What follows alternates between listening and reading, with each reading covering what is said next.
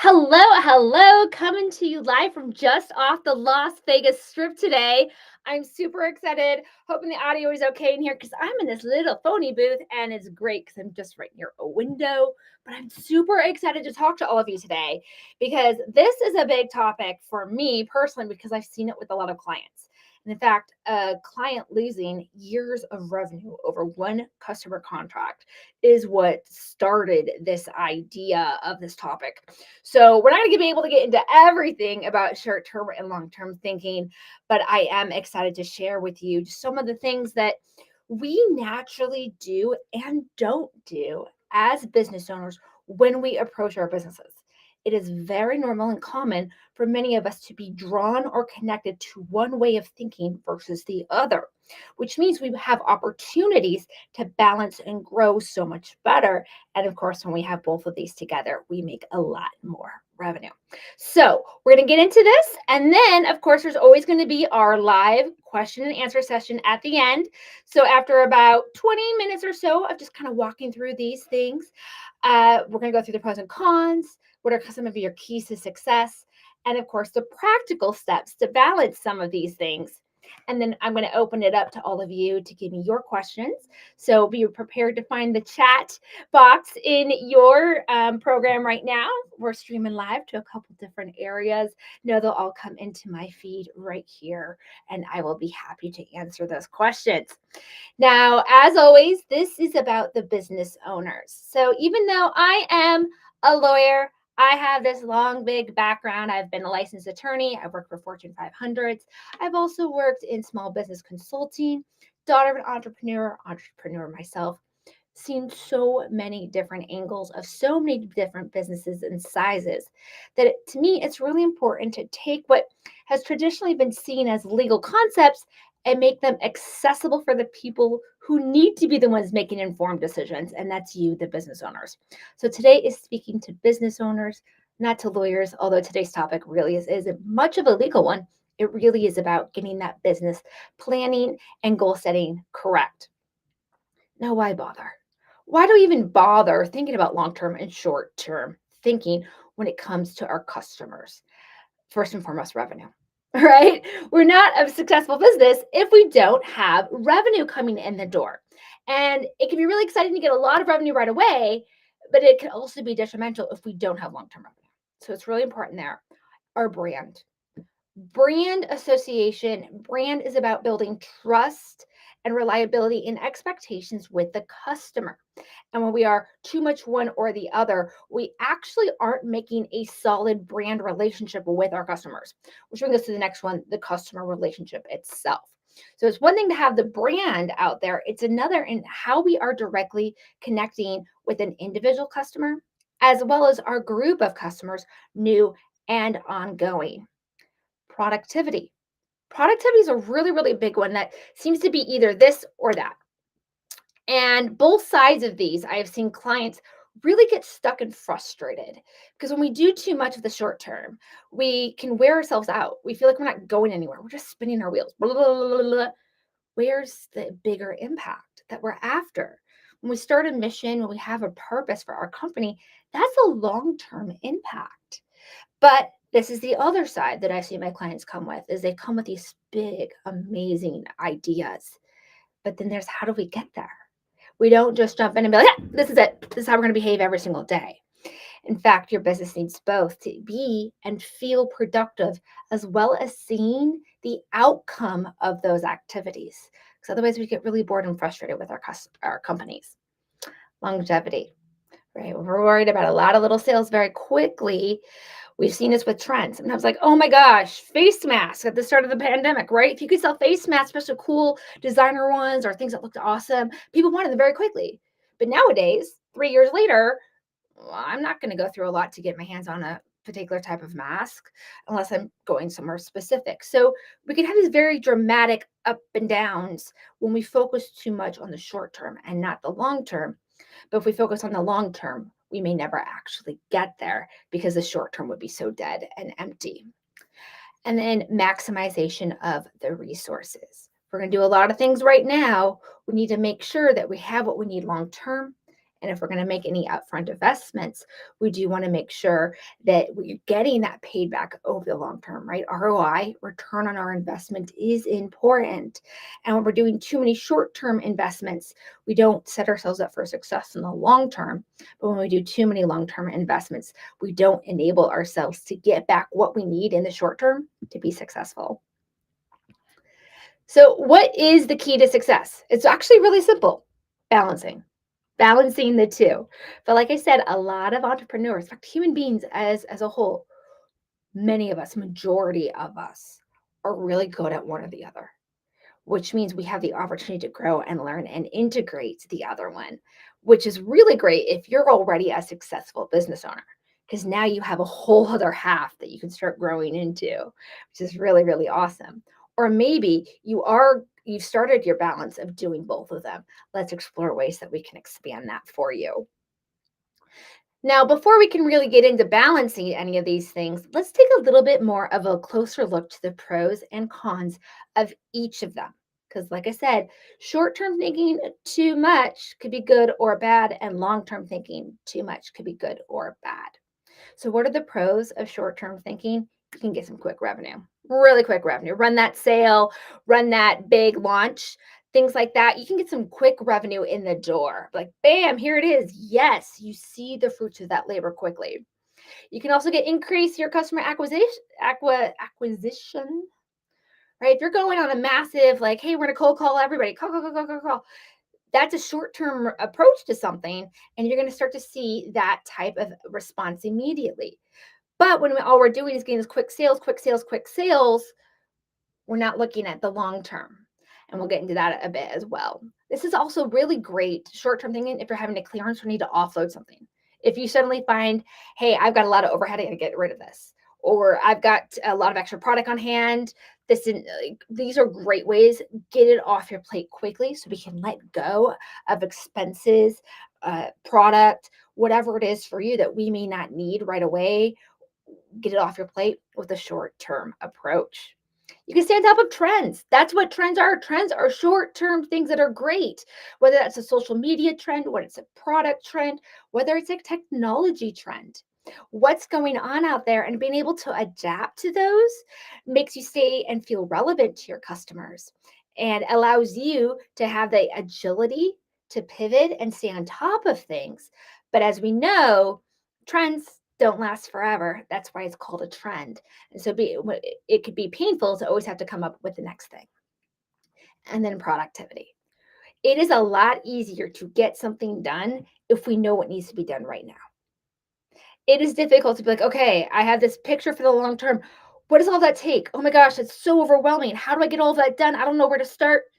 Where do you start? Right here, right now. And that's a short term thing. What can I do today? What can I do this week? Short term thinking helps us get the activity we need to get stuff done. I've already mentioned some of the cons of short term thinking. One of them is it's not sustainable. It's just not sustainable, whether that's through trends, whether it's from fire sales and clearances or product launches. The innovation it takes is it's heavy. It's really heavy. It takes a lot of work over and over and over again. And then we and our staff feel overwhelmed. We feel exhausted. We can even become burnt out if we are always thinking about the short term, short term, short term. So it's not a sustainable approach to a business. As I already mentioned, that constant innovation.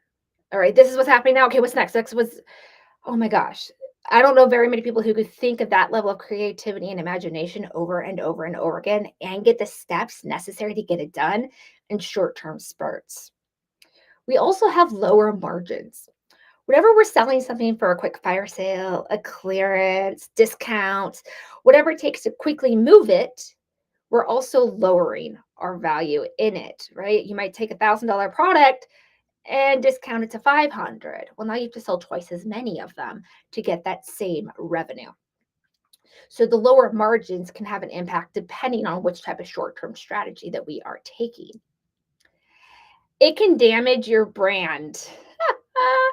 Wow, there's a typo right there. Damage brand. Damage brand. Sounds like a weird breakfast cereal, right? Damage brand. It could damage your brand.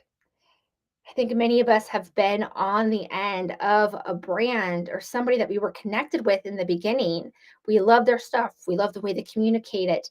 But then there's constantly something, constantly a need, a fire sale, something asking of something of us. Whenever a brand is always asking something of the customers and it starts to outweigh the value and benefit to the customer loses interest. The customer, it degrades the emotional connection the customer has. And then you start to be a transactional type business. Your customer feels that. They feel like all they are is a number two in a transaction. They don't feel they have value and that you don't give them value. And so overall, your brand becomes damaged because you're not building long term, sustainable, trustworthy brands. You're just being this. And so, damage the brand and the customer feels like a transaction go together when we have too much short term thinking. Now, let's go over to the long term. Right, let's go over to long term. I'm checking my notes here because I want to make sure I've always written down examples and stories, and so I want to make sure that I've been doing that for you here. So pros and long term thinking. The pros of long term thinking: sustainable growth. Isn't that amazing? We're like, hey, year over year, we're making 5-10% more. This is great. We're building at a sustainable way that we know can't really be pulled out from under us with a trend, that can't be pulled out from under us with that fire sale. It is sustainable, repeatable, ongoing growth. And this happens with a great long term plan. You're also going to get higher customer lifetime value. If you're not familiar what that is that it is a lot cheaper and more cost effective to maximize and utilize the customers you already have in front of you than it is to obtain a new one. The cost of new customer acquisition can be very high. And when we have a customer long enough, we are able to understand all of our customers' behaviors over the long term with our brand. Many customer relationships, when they're done well, your customer will become a repeat customer. And it becomes more valuable sometimes. I forget which book it was. I believe it's 12 months to $1 million. But there's a story that the author tells where he's like, look, in the beginning, I had one product and I would focus on my customer cost of acquisition for that product. But once I had a good customer brand, a good customer relationship, and all that stuff, within 12 months, what he was able to do is add additional product offerings. And so he knew that if he could get a customer to buy product number one, they had an 80% chance of buying product two and a 75% chance of buying product three, which meant he could actually start to lose money in how he was spending and working to acquire the customer to buy product one, because he could predict the profit margin he would get in the second and third sale. So if he could get a bigger profit margin on the second and third sale, he could lower the price of the first product enough that he might be losing 50 cents per customer, but he knows he's going to make up that 50 cents and more when it comes to the long term value of that customer. So that's what that means, to not just think in the short term, but think of that bigger overall picture with the customer relationship that you have. Of course, your brand reputation, when you become a trustworthy, reliable brand that has a great give and take with your customers, you're able to continue the growth, but also ask things of your customers on a regular basis that makes sense based on the ratio of what you're giving to them, and they're more likely to stay around. Pricing power. When you're new on the market or you're following trends, you have to go with what that is. Your short-term profit, short-term thinking, we talked about earlier, comes down to sometimes smaller margins. When you are the brand, when you are the trusted place to go for something, you get premium pricing. That required a long-term growth plan to get you there. That didn't happen overnight. That was built. And so you're able to have higher pricing, higher margins, and be seen differently in the market, which also means your customers are going to have stronger advocacy for you. How many of us go on Amazon and buy something and have no idea which store it came from? We're like, it came from Amazon. It didn't actually come from Amazon. Amazon was the marketplace. I mean, of course, Amazon is, they have their fulfilled and shipped by Amazon. And they do have Amazon Basics, their own things. But a lot of the products that we purchase on Amazon, we don't actually know where it came from. We don't connect to that.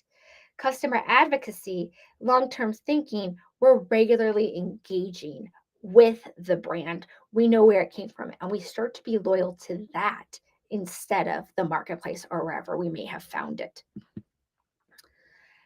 Now, of course, there's pros, there's cons. Cons of long term thinking, slower revenue growth.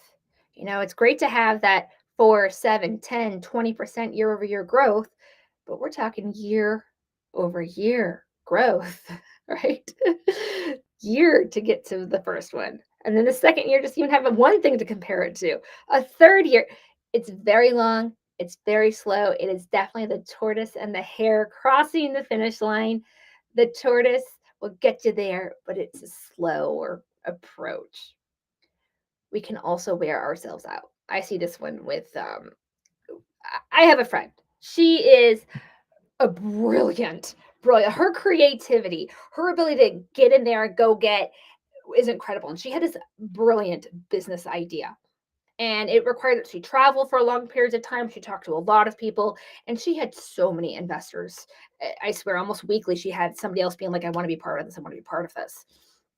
And she had this big picture thinking, and it was going to be incredible. But then she wore herself out. She's like, I didn't make the money I wanted to make in the timeline I wanted to make it.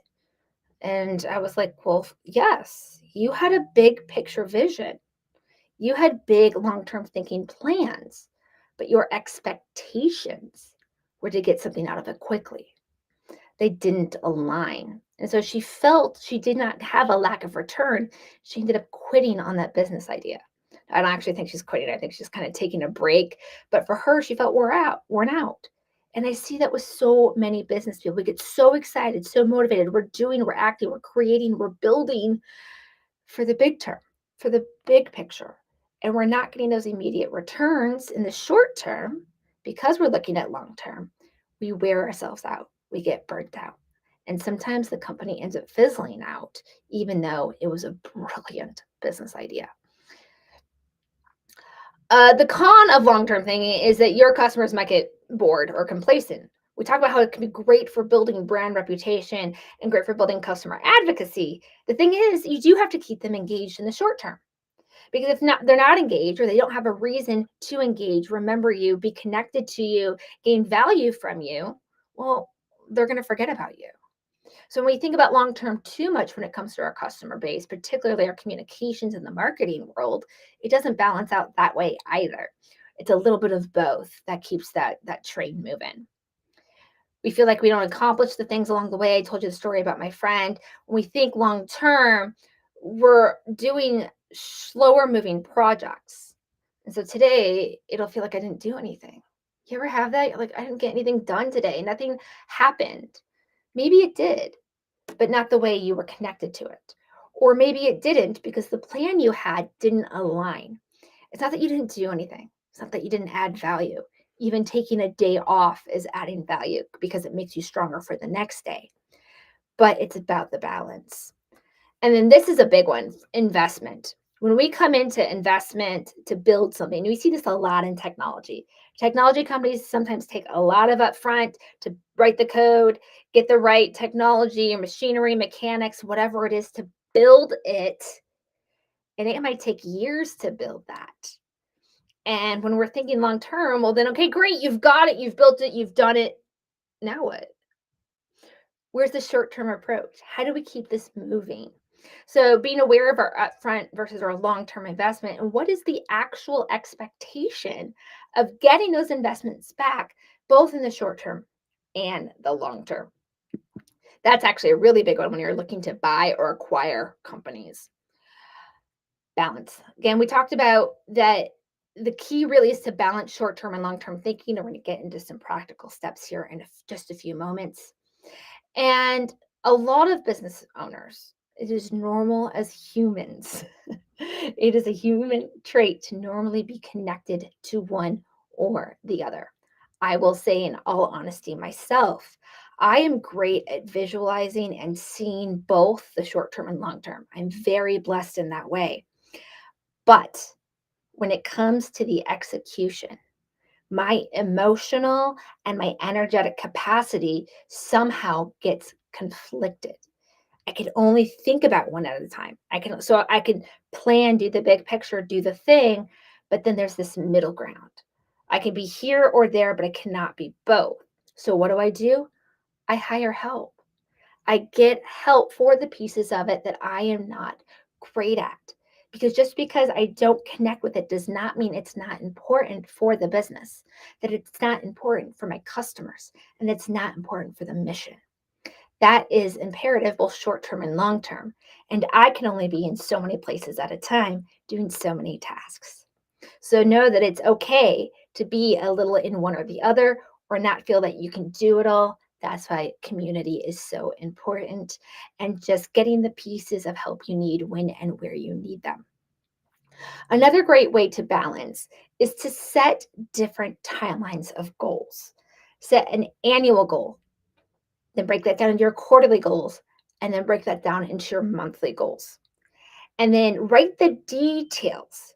Let's just say your goal for the year is 10% growth. Cool. That means on a quarterly basis, we want to kind of build some momentum. So, quarter one, we want to see 2% growth. And then we want to see 4%, and so on. We're going to build that momentum over the long term of the year, quarter by quarter. So, in Q1, what are our monthly goals? What are the action steps it's going to take to make that happen? So, usually going backwards, starting off in the long term, bringing that down into today. And I've been in a coaching program with Jen Sincero. If you know Jen Sincero, she is the author of "You Are a Badass" and "You Are a Badass at Making Money." I love her stuff. I've read all of her books, and I've been in her coaching programs more than once. And she outlines things in 8 weeks. And I like the 8 week because it is both short term enough to stay focused, but long term enough to see value and outcome from the input that we're doing from our efforts. But quarters, quarters are in 3 months. So whichever is best for you, I kind of suggest doing that. And what she does is she's like, hey, here's the goals for each week in the beginning. And you don't actually set the specific details until you get to that week. And so that way you have this balance of the short term versus the long term thinking, right? Okay, over these 8 weeks, this is what I'm going to do. This is what's going to happen in week 1, 2, 3, 4, 5, 6, 7, 8. But I'm not going to worry about accomplishing the goal for week 8 until I am to week 8. And I think that's a great way of helping us balance the things. Now, one thing that I always add to her inspiration is this idea of manufactured versus inspired manifestation. If you're not familiar with these two things, manifestation is the ability for us to think, build, imagine something inside of us and bring that idea to life in the physical world right here, right now, around us. And there are two types of manifestation, manufactured and inspired. They both work, but they both feel totally differently when we're done with them. Manufactured inspiration is setting that plan and sticking to it, forcing it. This is how it's going to happen. I have decided that we're going to get that extra $20,000 worth of revenue out of this particular product or out of this particular marketing plan that we have. Where and that could be great because it keeps us on top of things. It keeps us moving, right? That's short term versus long term. But it's forceful. It's exhausting. It can cause burnout. And this is where inspired manifestation is great because inspired manifestation says, this is what it feels like when I have what I am after. We talk about $20,000. Okay. Feel and embody what it is to have that $20,000. Where are you vibing? What is your plan for that? Oh, you're inspired now to write a new email sequence. Oh, you're inspired to reconnect with that client you haven't talked to in a year. What are you inspired to do? And you take that inspired action without concern for the outcome.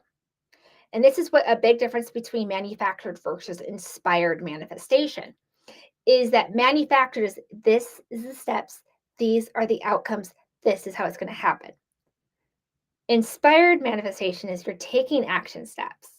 You are moving forward just as you would with manufactured, but you let go of the expectation of the outcome. Where manufactured, for example, might be like, okay, I'm going to call that client I haven't talked to in a year. This is what I'm going to go for. This is what I need him to agree to a $10,000 coaching package. Inspired manifestation says, I have been inspired to have this conversation with this former client and let it be what it's going to be. Because sometimes the world will surprise you. Sometimes that client might come back and to you like, you know what? I have this project coming up and I really need your coaching, but I'm going to need your coaching for 6 months instead of 3 months. And I'll need to talk to you twice as often. What if I went with $50,000 package? If you had gone in with manufactured, inspired manifestation, you would have forced the 10,000, the 20,000, where inspired left it open. And maybe the conversation wasn't meant to come from that client. Maybe they know somebody else. Maybe something you're going to say or do with that call. There's the difference between the controlling and the possibility of outcome by allowing that to happen. So I bring this up here because this happens with that short-term and long-term balancing for many of us. We get stuck in one of them, or we try to force the other without giving ourselves the ability to truly balance who we are internally, as well as our short-term and long-term vision of actions. So how do we do this? When it comes to closing a sale, don't just think about what it takes to close this sale. This is where I'm going to get to the story about that client that lost a lot of money over one sale. They were so excited to get the sale. They were a company that did licensing. They licensed a particular product. They had many. They were a good medium-sized competitor overall, but had a very good, strong market share for what they did. And they were so excited to close the sale with this particular customer that they didn't think about what happens next. And when it happens next wasn't just for them, but also for their customer. That customer ended up getting a new CFO. The CFO came in, looked at their existing contract, and said, why are we paying three companies for these things when we can all use this company's, my client's product? Well, that wasn't the intent of that sale. But because my client at the time did not think forward, they did not think of what the customer might do with their product. But most importantly, they didn't realize the customer was going to become a competitor using their own product. So what ended up happening is that customer started using the licensed product in a way that was not intended at the time of sale, but was allowed under the contract the way it was written. My client was unable to roll out its new product. It would have cost more and had a delay of about 2 to 3 years in rolling out a product because they had to wait till this contract was over because their customer ended up getting all that money, all that opportunity, all of it because they didn't think forward. And there was nothing in that contract that let them stop it, ring fence it. It was a poorly written license grant, and the customer ended up losing so much money. The client, I'm sorry, lost so much money to the customer. They couldn't charge more. They couldn't stop it. There was nothing they could do until the contract was over. And when they closed that sale, they were so excited. We've closed a 5-year sale.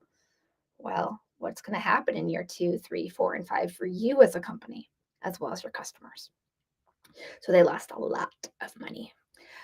And so it's important to know, what are you doing with the customer right here, right now, and what happens next?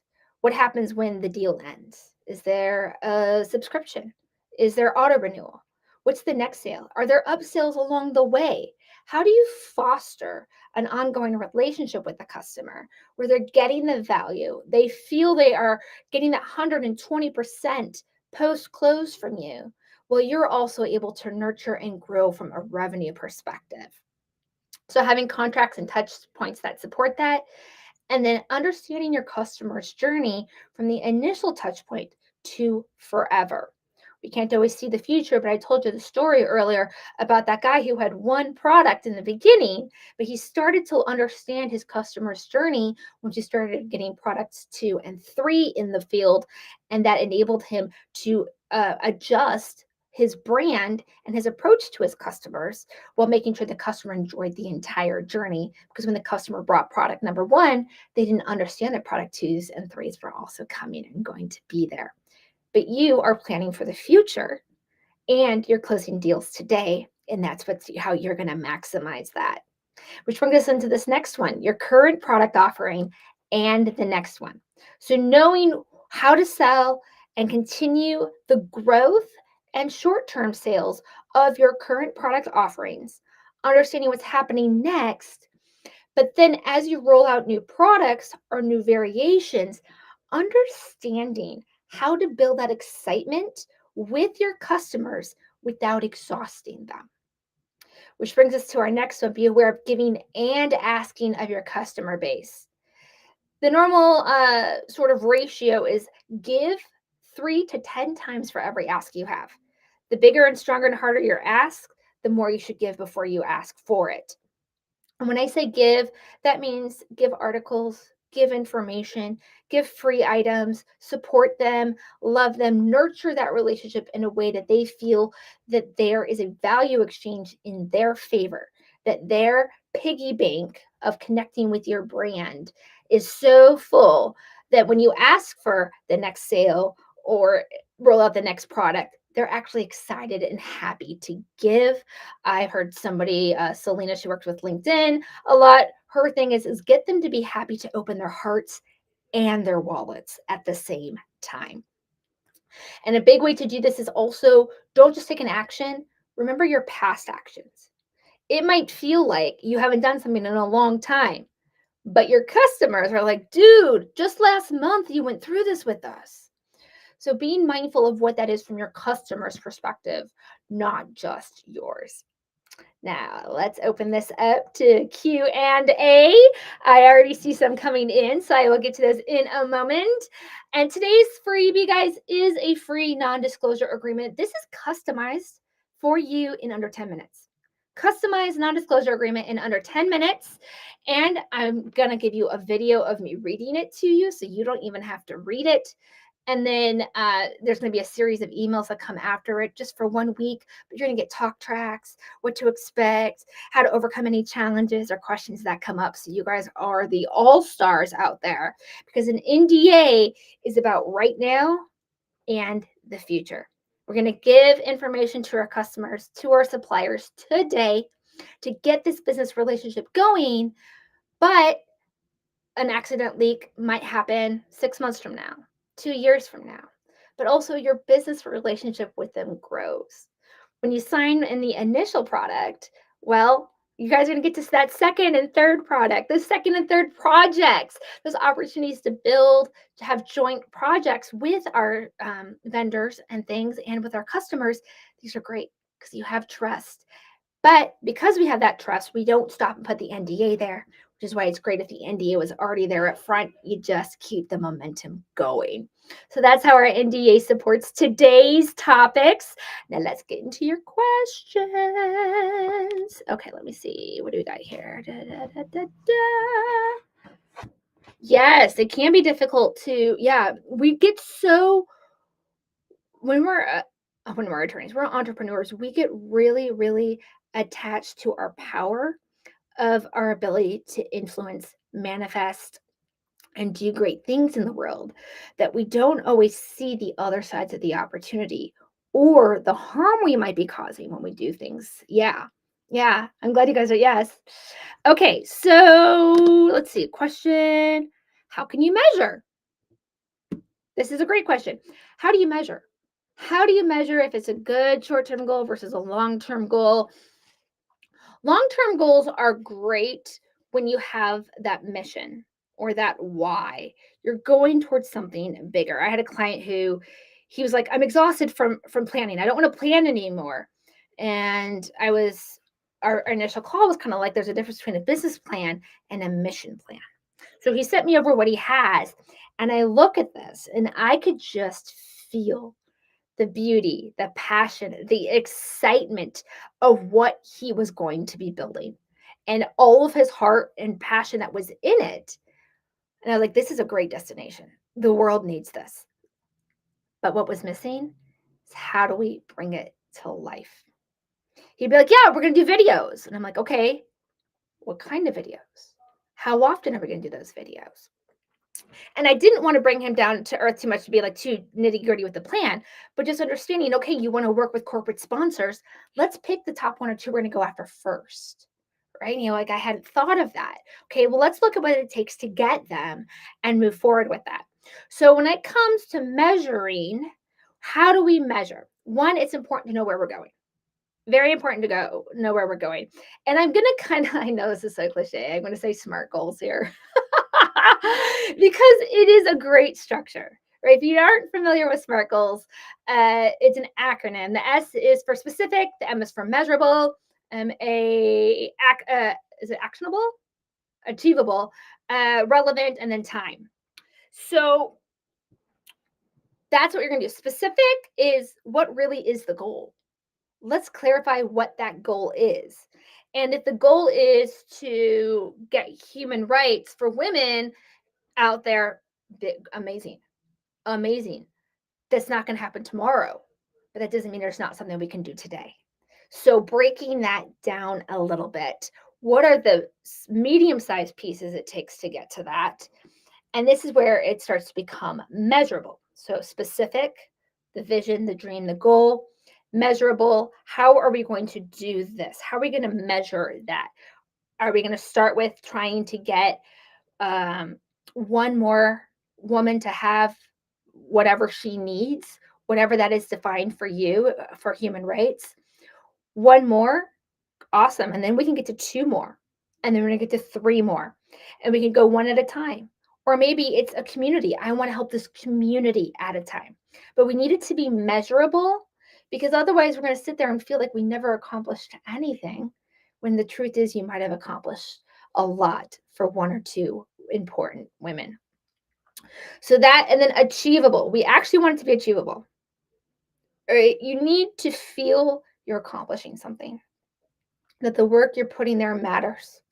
And not just in the long term, but that short term. Okay, week by week, weeks 1 through 8. Here's what I'm going to do in week 1. Week 1, I'm going to do this. And if I get my website set up, that is freaking awesome. Having a website may not lead directly to helping women get voting rights in other countries, but it's a step in the right direction. And so giving yourself that specific, measurable, shorter term and allowing yourself to emotionally connect with it. And of course, it'd be relevant to the goal. And the last is setting a time. You don't want to be like, I have 2 years to make a website. Okay, well, what are you losing by taking 2 years to do your website? If you can get your website done in 2 weeks, well, suddenly now you have a year and 11 and a half months more to do something else. So making sure that you have the right time frame for whatever the task is, because it's also not fair to tell yourself, I've got to have a website up by tonight if you've never put up a website before. So being mindful and fair to yourself is how I would say we measure that. We look at the long term, break those into medium pieces, and then as we get into our shorter term, that 1 to 3 months out, we really start to break it down in those actionable steps and making sure that we are accountable for the outcome, no matter how small it might be, because we do know it's leading us towards that bigger picture. Yeah. All right. How do you know or set your long-term and short-term? Yeah. So when you have that big picture goal, you're like, I know I want to change the world this way. I know I want to bring benefits to my customers this way. How do you find the little pieces along the way? There's so much noise out there. Everyone's like, this is how I love it. When I sat for the bar exam, Every single person has an opinion about how to best sit for the bar exam. Oh, you should study at night. Oh, you need to write everything out. Make sure you write it and rewrite it and do that. Sometimes like, okay, don't write your essays out. Just bullet point them. You're going to be okay if you just bullet point. Someone's like, don't even try writing things out. Don't. Just read it. Just read it over and over again. Somebody else will be like, no, just watch the videos. Just make sure you watch each video 5 times. It's impossible to do them all, right? All I'm trying to do is pass the bar exam. All you're trying to do is help support your customers. Don't let the noise get in the way. This is where I think manifesting and using that as a tool and a resource is really, really helpful, is it clears out the noise. It helps us connect with our why and our purpose. So if you're unfamiliar with manifesting, what it is coming up with your idea, your vision, short-term or long-term, whatever it is that you're trying to focus on, and say, dear universe, dear God, dear universal intelligence, dear Holy Spirit, whatever word you connect with, please help me. I want to achieve this. This is my goal. This is why this is my goal. If it's a revenue goal, hey, I need to make $20,000 this month because I have staff that I want to pay. I have this new product I'm trying to roll out, and I also need to cover my own rent and feed myself. So you have that why, and then ask for the guidance. And you sit there, and as you feel what it feels like to have achieved that $20,000, don't come from the place of I don't have it, I don't have it. Come from the place of it's here, it's mine. And when we put ourselves into that place, we start to get different ideas, different messages, different people to connect with. And what starts to happen is we get the plan from within ourselves. An example would be I had a great idea to make a game show out of my program once. Make a game show. And I was like, well, that's so weird. Right now what's trending are carousels and this and that. And my manifesting was like, no, you be you, girl. You be you. Don't go out and compete in that way. That's not where you're meant to compete. You're meant to compete by being you and your brand and your energy. I want you to bring it this way into the world. And so that's what came up.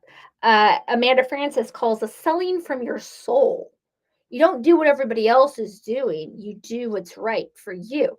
Now, sometimes that means trends. Some people love to be on trends. Some people love to be on social media. If that's you, you do you. The key here with manifesting is that it's your connection to the goal, the belief that it's already happened. You're going to accomplish this goal. You are.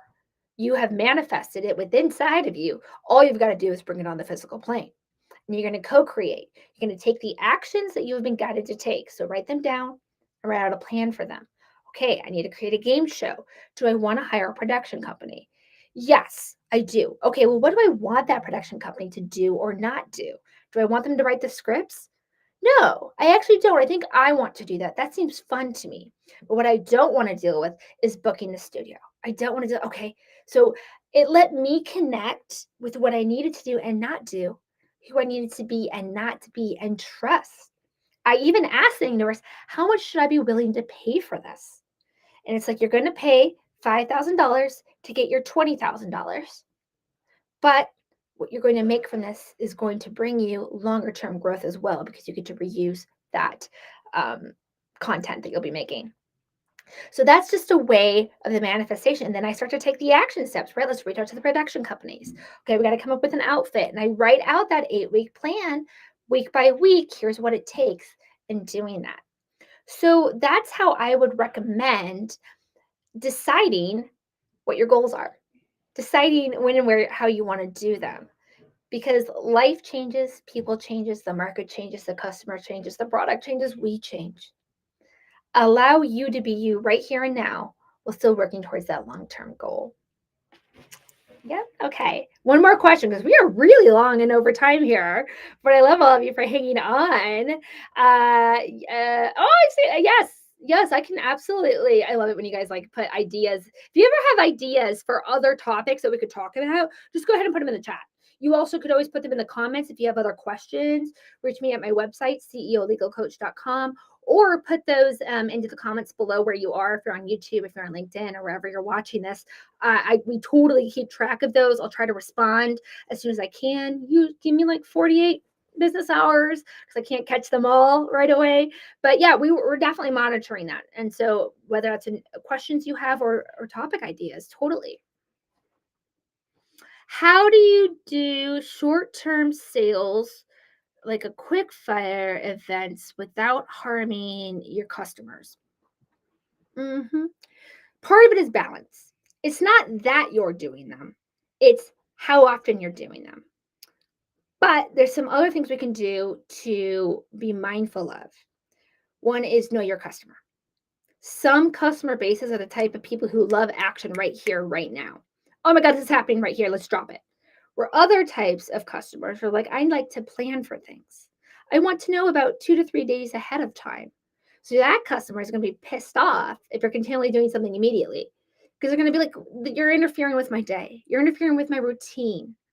Where if you have somebody who likes to do things right away, loves the excitement and thrill of an on the spot fire sale right here, right now, well, the people who like to plan for 2, 3 days in advance probably aren't going to jump in on that.